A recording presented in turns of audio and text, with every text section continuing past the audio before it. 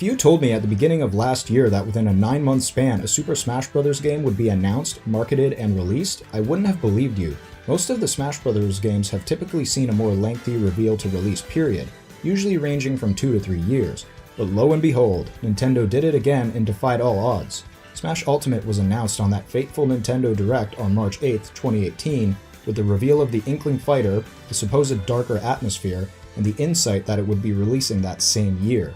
What's even crazier than its relatively small reveal to release window is the insane amount of content in this game and how it was developed in a relatively short time compared to the other games in the franchise. Though it does make sense. I fully consider Smash Ultimate to be its own game since it was developed from the ground up, but it definitely shares the most amount of similarities with its predecessor by Smash standards. By now, it's no secret to anyone that this game is absolutely massive and packed to the brim with quality content, and after some good time spent playing the game with family, friends, and by myself over the holidays, I think I know exactly where my view on this game lies. Before I start though, it's important for me to mention that I, like quite a fair bit of other people, didn't really get into Smash Bros. For 3DS and Wii U. While I did play them both a bit, for some reason they just didn't dig their hooks into me like Smash Ultimate has done so far. So for the most part, I'll be looking at the game solely for what it is on its own, and not really how it's different from the previous entry. And also, while I would love to be able to analyze the game from a more technical, competitive aspect, I've just never really been into that part of the series, though I would love to, and I have a huge amount of respect for those that are. This review is purely from the aspect of a Smash semi-casual fan, and because of the game's size and the fact that many of its features can be found in previous Smash titles, I'm going to try to focus mainly on the aspects of the game that resonated with me or are completely new. With that out of the way, let's get right to it. So like I said before, the game features an insanely impressive amount of content, with 103 stages, 74 characters, over 1,000 collectible spirits, and 28 full-length albums. Over 900 music tracks to choose from. Keep in mind we also have DLC on the way, so the content displayed here isn't even final. And on top of all this, we have a full single-player campaign and a whole new mode called Spirits. Upon startup though, the first thing you'll see are the menus. Ultimate's menus are amazing. They feel extremely snappy and are definitely a huge improvement from Smash 4. For a game with so much content packed into it, these menus do an amazing job at keeping everything organized and in the right place. And this time, the game displays a very helpful little dashboard on the side of the screen that can be pulled up at any time for quick shortcuts. Using the dashboard allows us to hop to our spirit collection, the local wireless mode, the news section, the options, the help section, and back to the top menu. It's a super intuitive feature and even conveniently shows us the time. To make this easy, I'll just go around the menu here, reviewing each section and the respective contents that I found interesting. Starting with Spirits because I spent a lot of time with this part of the game, but before I do that, and this truly goes without saying, but the presentation displayed in Smash Ultimate is clean. From playing through World of Light to simply just fighting in Smash battles, the characters look amazing and I'm constantly surprised at the backdrops of stages and the actual stages themselves. They're so crisp and you can notice so many details. The most bizarre thing is that I don't think I've seen one stutter in performance in all the time I've had Smash Ultimate. And the whole thing runs at 60 FPS in both handheld and docked. And for whatever reason, my Switch hardly gets hot or has to use the fan when running Ultimate. Sakura, you wizard man, you. So under Spirits mode, we have our new adventure called World of Light. The best way to describe World of Light is if Nintendo took the Subspace Emissary from Brawl, mixed it with Event Mode and Crazy Smash from previous entries, combined the uses of trophies and stickers while giving them an actual tangible purpose, and also incorporating elements of a JRPG leveling system. I know, intense. The story is very bare bones and focuses more on grandiose rather than plot, but it makes sense to be that way considering it's about the collective unification of so many unrelated gaming icons, and the story's beautiful cutscenes promote this idea further by being absolutely breathtaking and filled with flair. We find our characters together in the unified Smash Bros. Timeline, facing a mysterious threat known as Galim. Galim wants to destroy the current world and create a new one by consuming everything with light, thus creating a world of light. He succeeds in this and wipes out all of our characters in the process, leaving only one left behind being Kirby, who I played this entire mode with by the way. All the other characters in the world lose their bodies and are turned into spirits, which is where the mode gets its name from. You progress through the mode by fighting in different spirit battles and also by battling against the fallen characters of the roster and unlocking them to use in World of Light mode and in regular Smash battles. These spirit battles are meant to represent different characters and scenarios from across not only Nintendo's history, but gaming history in general. They do this by taking the characters from the roster and making them act as if they were the spirit that's possessing them. This is done in a number of clever ways, such as changing the character's color to match the spirit they're possessed by, choosing stages and co-fighters that are somewhat relevant to the spirit's original backstory, and messing with the status conditions of the battle in weird, wacky ways. It's completely staggering and honestly admirable how many references Sakurai and his team managed to slip into this mode. You have basic references like a white-colored Donkey Kong with bunny ears behaving as a Rabbid Kong from Mario Rabbids Kingdom Battle, to more crazy references like Sheik, Kirby, and various Mario characters representing Geno, Mallow, and the rest of the gang from Super Mario RPG Legend of the Seven Stars. Trophies and stickers in the past Smash games were focused on bringing an element of history to the game in a static form, but spirits, which have replaced trophies and stickers this time, not only bring that aspect of history to the game, but they do so in a way where it unfolds before your eyes in battle, on top of having an actual use in-game. The only upsetting bit about this is that spirits don't feature any background information like trophies did. We can still view our entire spirit collection, but there's nothing to read this time. This is an unfortunate change for sure, but definitely not something that is going to make or break the game, and I totally understand why they went this route, considering the amount of material already present. Before battle, you're prompted to a party screen where you can choose your fighter out of the ones you've unlocked, select the spirits you'd like to use, and create and view saved spirit team presets which can be used in World of Light or in Smash battles with friends. This screen also features a handy auto-pick button where the game will pick the most appropriate spirits for the situation. When you defeat a spirit battle, you not only claim that spirit for yourself to use, but you also grab other goodies like gold, SP, skill spheres, snacks, battle items, and board items, which I'll touch upon later. Gold can be used to buy several items from the in-game shop, like music tracks and Mii costumes. SP has a much larger purpose in World of Light, being used to level up your spirits, summon spirits, and buy items from the numerous shops across the map. Skill spheres are used to level up the skill tree that is shared among all fighters in World of Light, and snacks are used in conjunction with SP to level up your spirits. Spirits have four main types: attack, shield, grab, and neutral. Attack beats grab but is weak to shield, shield beats attack but is weak to grab, and grab beats shield but is weak to attack. The fourth type, neutral, isn't really weak to any other type. All spirits are either a primary or support spirit. Primary spirits are the main type you'll be using, and they can have up to 3 slots which are used to equip support spirits. Of course, support spirits take up these slots when you equip them. Both types of spirits have a power level that stacks when equipped with each other and increases as you level up. You'll want to have a higher power level than your opponent because it makes it easier to win, but having a lower power level will give you more rewards and experience in the long run. Spirits also have ranks which dictate how high their power level will be right off the bat. 1 star is a novice spirit, 2 stars is an advanced spirit, 3 stars is an ace spirit, and 4 stars is a legend spirit, which are particularly hard to defeat. Spirits also come with many different types of attributes which can give you the upper hand in battle by boosting your stats or negating the quirks of other spirits in stage conditions. Some spirits can even be enhanced at level 99, which will change their appearance and bring them back down to level 1, but make them more powerful when fully leveled up. You can even dismiss and summon spirits.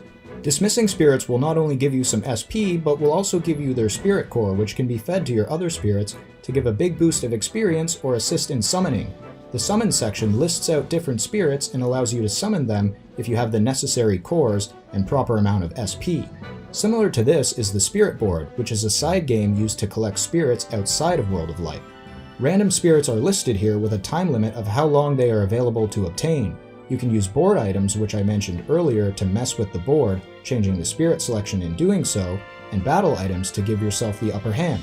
After the battle with the spirit, there is a fun little mini-game where the spirit is put inside of a rotating circle with a gap in it. Your objective is to shoot inside the gap and hit the spirit to free it.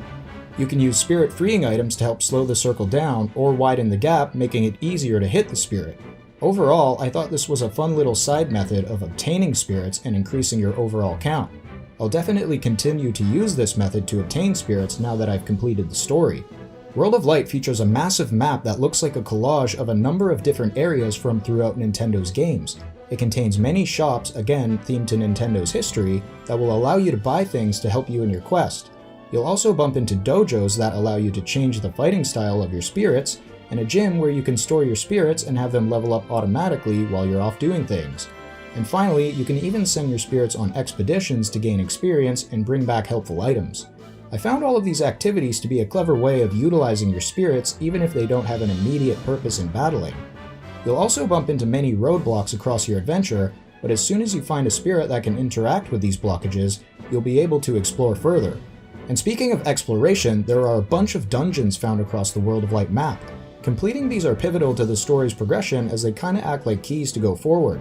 These dungeons all contain slight aspects of puzzle solving, which aren't too demanding of the player, but definitely help change up the pace of the constant spirit battles. They contain boss fights that can also be found in classic mode. I gotta say, some of the boss fights are wicked cool, and upon discovering them, I was pretty thrown off and quite surprised. There's so many of them as well, and they all feel very different to fight. So that's the gist of how World of Light works, and as you can see, it's quite the ambitious mode, but does it really need to be? And what do I personally think of it?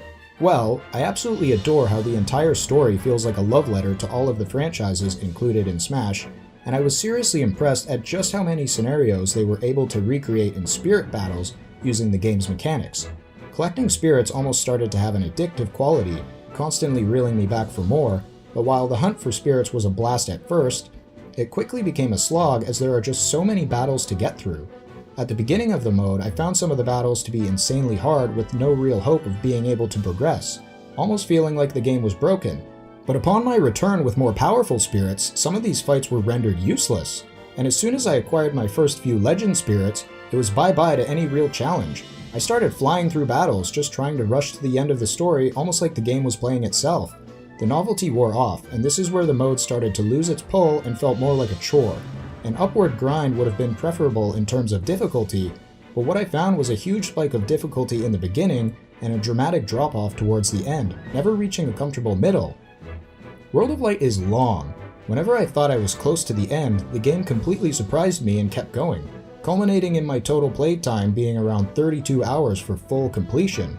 This is great if you want a lot of content to play through, but with the mode's difficulty and balancing kept in mind, it did seem a touch long and I felt like some condensing wouldn't have hurt. And although the mode may be a bit too long, I can't deny that story-wise, the second half picks up big time and seriously redeems itself. The fan service found here is just so great, and the final few hours display that usual Smash Bros. Epicness that made the lengthy journey worth it. Now, while I did really enjoy most of the JRPG elements brought to this mode, they probably could have trimmed the fat on a few parts just a bit. For example, while I did try them out a few times, I rarely used the dojos, expeditions, or even the shops across the map because I simply didn't find them necessary. I really only used the gym to level up my legend spirits for later use, and while it's great that there was an auto-pick feature for spirit teams, I found that it never picked my highest level spirits, which didn't make a lot of sense to me and got annoying after a while. All this being said, it's important to remember that Sakurai and his team developed this mode with handheld play in mind, so some of my complaints about World of Light make a bit more sense if you're sitting down for several hours playing, but if you're just picking up your Switch for a couple of minutes on the go and playing, the design choices made here with World of Light might make a bit more sense. Really, it's up to the type of gameplay you like and the way that you play through the majority of this mode that will dictate how you feel about it. Woo! That was a lot to say about just one section of the game, and we're not even close to being done. You can do a variety of things in the Games and More section of Ultimate, but being completely honest here, Classic mode is the main attraction for me. This is the mode where you choose your fighter and difficulty and then proceed through a gauntlet of challengers arriving at a quick bonus game and a boss. Successfully completing a run will reward you with the spirit of the fighter you used, tons of goodies, and a high score. Classic mode honestly feels so refreshing in Ultimate because unlike past Smash games where the fighters you fought in Classic mode were randomized, this time every single character, that's right, all 74, have their own set path of themed fights. For example, Link's path is called A Quest to Seal the Darkness, so naturally along the way he'll fight characters that are themed around darkness, like Bayonetta and Dark Samus to name a few. This new Classic mode also features an adjusting difficulty slider. At the beginning of the mode, you get to choose the intensity you want, and as you successfully complete matches, the intensity will increase, and you can see more of the beautiful mural they included. The greater the intensity, the more rewards you will receive when you complete Classic mode, and if you happen to fail a fight, you either have the choice of spending some gold and continuing at a reduced intensity, or using a ticket found in the game's shop to continue at the same intensity. These simple changes help to make Classic Mode feel way more engaging in Ultimate. I was always excited to try out a character's run-through just to see what fighters they would fit into their specific theme. A regular run-through of Classic Mode also feels a whole lot shorter now too for whatever reason, with most of my runs averaging around 5 to 7 minutes, and I'm certain there are people who can do it quicker than that. This is great because it promotes the pick up and play nature of the Switch very effectively. The bonus game isn't the greatest, and it gets really stale fast, being how it's the same for every character, but the differing bosses really help to spice up Classic Mode, as it's no longer just Master Hand that you'll be fighting. As usual, upon completion, there's that charming little game where the credits roll and you have to shoot as many names as possible while dodging obstacles for a high score. Just that little bit of Nintendo magic that we all love. And as a really nice touch, when you complete a character's Classic Mode, they get a nice little medal pinned to their icon on the character select screen. I was overall really impressed with how a few simple changes to the formula could completely flip my attitude towards Classic Mode and make it feel like a mode I really wanted to spend my time with. Now, before we get to the really good stuff, let's check out the game's Vault section. The Vault mainly displays info relating to in-game data, but the most important feature here for me personally is the Sounds section. Here you can listen to the game's stupendous amount of tracks, create your own playlists, hear all 74 character voice clips, and choose preset tracks for all the game's stages. It's been said many times before, but it really is a staggering feat just how many tracks they were able to include here. Bringing so many composers together to work on the music for this game is a grand achievement, and for music nerds like myself and many others, having all the tracks so conveniently organized here is amazing. The quantity is obviously here when it comes to the music, and I can thankfully say that so is the quality. Many of these remixed tracks are just incredible, showing us a different side of classic tunes and providing some extremely hooky tracks to smash to. Some personal favorites so far being Gangplank Galleon from Donkey Kong Country,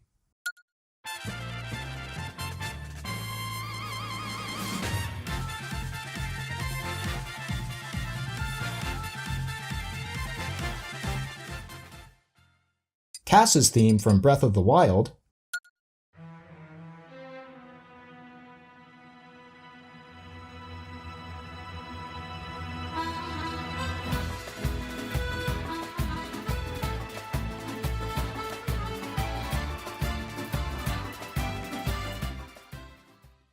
Lost Painting from Castlevania,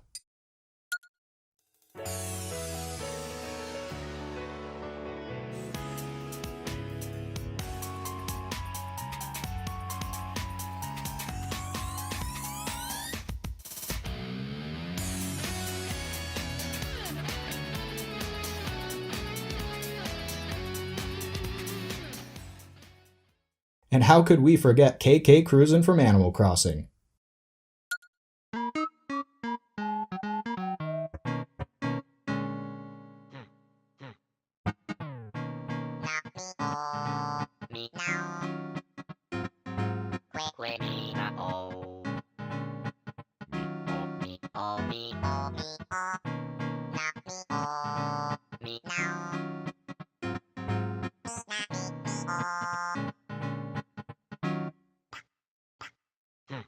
But seriously, I could go on forever with more examples of the stellar music present in the game.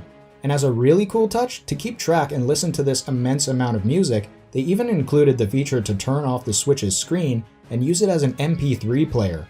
Absolutely insane. So now for the bread and butter of Smash Bros. Smashing and online. These two modes are certainly where most players are going to get the best bang for their buck. In Ultimate, there are so many unique new ways to change up the fighting that most players are bound to spend countless hours here. Starting with regular Smash. You start off this time by choosing the rule set. You have your basic options like time and stock, and a wide selection of other settings you can mess around with to make your battles just right. You can also create and save your own rule sets to make them easier to choose in the future. From there, you choose your stage and then characters, in that order. I really appreciate this change because now it's easier than ever to pick an appropriate character based on the knowledge of what stage you'll be fighting on. And on the stage select screen, you can easily select if you want Battlefield, Omega, or normal shaped stages, as well as the specific music you want to hear with the simple press of a button. This whole process feels very intuitive, and hopping into Smash battles with friends feels the fastest and easiest it's ever been thanks to these new quality of life features. So selecting a match feels great, but Smash battles of course feel even better. It feels much quicker when compared to Smash 4 and Brawl, but of course slower when compared to Melee. Combat is tight and responsive, and almost every character has something redeeming about their playstyle. The new characters introduced are all super interesting, and I've had the most fun learning them so far. Specifically, I've been giving a lot of time to characters like Inkling, Ridley, and King K. Rool. I wasn't expecting to like them all so much, but they all have something very intriguing about their moveset that makes them stand out. Whether it be the Inkling's new ink mechanic, Ridley's destructive attacks, or King K. Rool's armor and insane recovery. On top of all feeling unique, most of their movesets are extremely accurate to their source material as well. You can really feel so much love poured into these new characters as well as the old and returning ones. The entire roster has received change-ups, whether it be something small like how they feel when played, or something bigger like completely new moves and a palette swap. And with all of these changes feeling so evident in every character, it really is worth checking them all out. By the time this review is out, I still won't even have had enough time to sit down and give them all my proper attention, but I cannot wait to try everyone.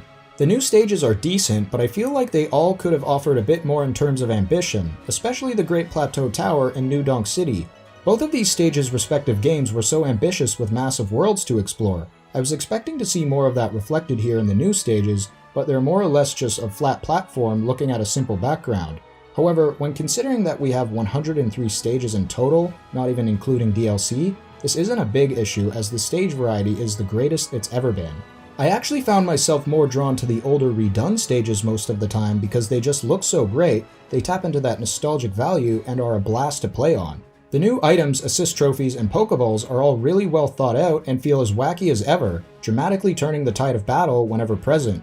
I won't go into specific examples here because there are just so many of them, but my general outlook on all of them is that they seem way more destructive than in past Smash games and can take players out really easily. I preferred having these off or on a low setting though because they could often clutter the battle and make it hard to play, especially when you have 4 to 8 people playing. But if you're not focusing too hard on the competitive aspect of the game and want to just have a crazy time with friends, leaving these on works wonders. Smashing feels amazing, and the characters, stages, and other aspects are so deep and diverse that you'll naturally spend tons of time playing and experiencing different results. But they've also included many new ways to change up the pace of smashing, like the Final Smash meter, Stage Morph, and Spirits. Final Smash meter is a meter that fills up as you battle. When it's full, your character is able to use their Final Smash. I found this mechanic to really speed up the matches, with Final Smashes being set off one after another in rapid succession. It made for a really great time and got some good laughs out of my friend groups. Stage Morph is a feature where you pick 2 different stages and they will morph into each other at a specific time in the match. While this feature definitely sounds cool and I expected to enjoy it more than I did, I ended up a little underwhelmed by it. One moment you're on this stage and the next you're on a different stage. It never drastically changed how battles felt for me, and sometimes I didn't even notice it happening. And of course, Spirit Battles allow you to use your saved Spirit teams and duke it out with those effects on. The other big new modes are Smashdown and Squad Strike. Smashdown allows you and others to play through the entire roster with the characters being eliminated after you use them. And Squad Strike allows you and another player to pick 3 or 5 characters and use them in battle one after another. I found both of these new modes to be really exciting twists to the usual Smash formula, and they're honestly perfect for a party-like setting. Tournament mode and 8-player Smash also scratch that same itch as the game just allows so many people to join in on the fun. And as usual, if you're the type of person who thrives in chaos, we have Custom Smash returning, which allows you to bend the rules of Smash to a considerable degree, and 300% Super Sudden Death, which is based solely on dying fast. As you can see, with so many different modes and customizable rules, Smash Ultimate just truly gives the player complete freedom to battle the way that they want to, and online is the same as it allows you to pick your preferred rules before heading into fight. It doesn't always select your preferred setup, but for the most part it did for me. In online, you can fight solo or do co-op mode with a buddy. Winning in online will give you the player's Smash tag to prove that you won against them, increase your GSP or Global Smash power, and eventually you can get your character of choice into Elite Smash. Likewise, losing will decrease your GSP, and oh boy is mine ever low. I told you guys I was a casual player, right? When it comes to online connectivity, this seems to be a divisive topic, but from my experience so far, the online seems to run at a steady rate. Out of all the battles I've had so far, I would say maybe only 20% have seen hiccups, and they've only been minor disturbances at that. So those are my main thoughts on Smash Ultimate and its many modes and new ways to play. But before we're done here, I wanted to quickly comment on the unlocking process this time around, as I really enjoyed it. I did a combination of unlocking them in World of Light, and then unlocking some by just smashing. The process felt really quick this time, but also rewarding. And for any battles I lost, I could just quickly go to the Challenger's Approach section under Games and More to re-challenge them. Which, by the way, I didn't even notice this was a thing you could do until I only had like 11 characters left to unlock. So it's a really sweet feature, and honestly, I probably could have unlocked the roster a bit quicker than I did if I knew about it earlier. Smash Ultimate is overflowing with content, almost to the point of it being overwhelming.